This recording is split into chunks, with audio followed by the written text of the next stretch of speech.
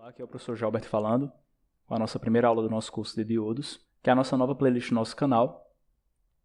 E hoje a gente vai começar os nossos assuntos justamente entendendo um pouco sobre a física do material semicondutor, como ele se comporta. Por que fazer isso? Porque o diodo que a gente vai estar estudando aqui no nosso curso é o diodo semicondutor, tá legal? Então, o material semicondutor, ele se caracteriza justamente por ser ora condutor, ora dielétrico, ou se comportar como ora sendo condutor, ora sendo dielétrico. Sendo condutor no sentido de facilitar a passagem da corrente elétrica e sendo dielétrico no sentido de dificultar a passagem da corrente elétrica. Ou seja, dependendo da energia que é colocada nesse material, ele pode ter a sua condutividade controlada. Tá legal? E aí o que é que acontece? O material que a gente vai estar trabalhando aqui no nosso curso, principalmente, é justamente o silício.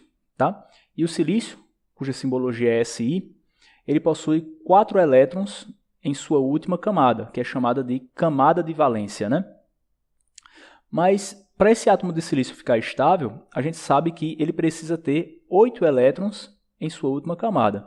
Com os 8 elétrons, ele ficaria estável. Para isso acontecer, vai ocorrer um compartilhamento de elétrons.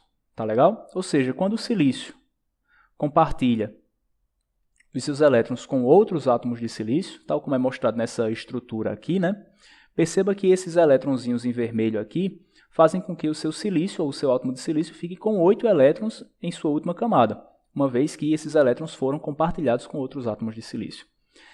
E aí, quando isso acontece, formando essa estrutura, perceba que esses 3 pontinhos aqui em azul, significam dizer que essa estrutura aqui se repete.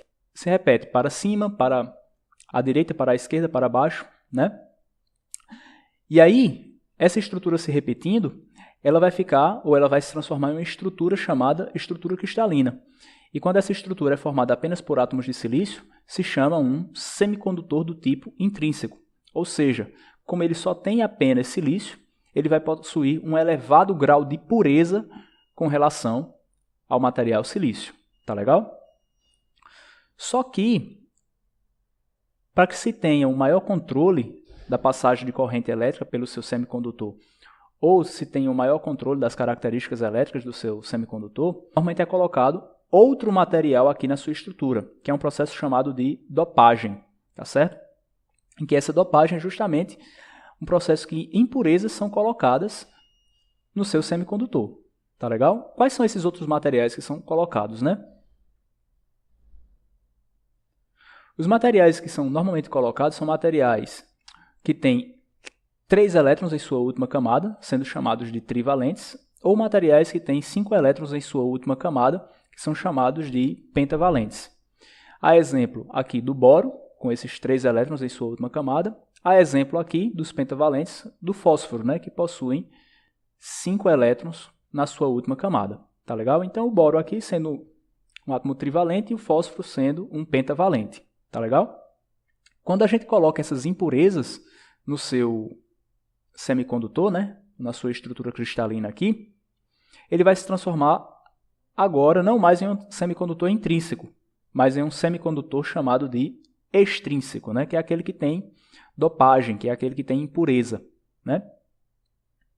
Então perceba, quando eu coloco o boro, por exemplo, uma dopagem com impureza trivalente, quando eu coloco o boro aqui no meio, perceba que esse boro tem 3 elétrons em vermelho aqui, que são os elétrons que estão representativos da sua última camada, e ele vai estar compartilhando com esses átomos de silício, que tem os elétrons em azuis aqui, em azul, na verdade, Perceba que, quando ele fizer o compartilhamento, ele vai ter, na verdade, 7 elétrons na sua última camada, quando ele fizer o compartilhamento com esses 4 átomos de silício aqui, Ele vai ter 7 elétrons em sua última camada. E aí vai faltar um elétron para ele se estabilizar. Aí, essa falta de elétron, que é chamada aqui de lacuna, faz com que justamente eu tenha o nome desse semicondutor chamado tipo P.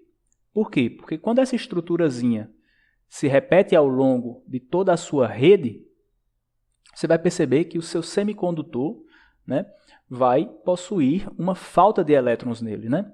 E essa falta de elétrons vai caracterizar o seu semicondutor tipo P, que é um semicondutor dopado com impureza do tipo trivalente, que vai ter justamente um excesso de lacunas, né? Ou falta de elétrons. Tá legal? E aí quando eu coloco, por exemplo, agora, uma impureza do tipo pentavalente, chamado semicondutor tipo N, né? O que é que acontece? Perceba que o seu fósforo aqui ele tem 5 elétrons em sua última camada, né? Em que o seu último elétron aqui, que está representado em verde aqui, né? Ele vai sobrar. Por quê?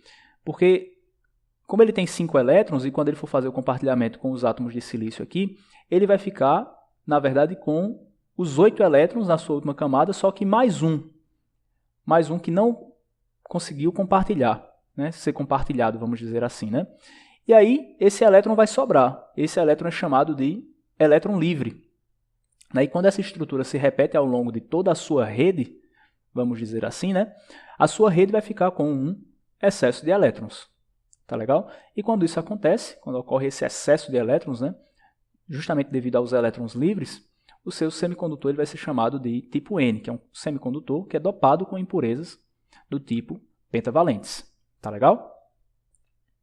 E aí, em termos de representação, o semicondutor que é dopado com impureza trivalente, ele é chamado de tipo P, ou seja, ele é representado aqui pelo excesso de lacunas, né, ou por cargas positivas, ou por falta de elétrons, por isso que ele está sendo representado por cargas positivas, então é o tipo P.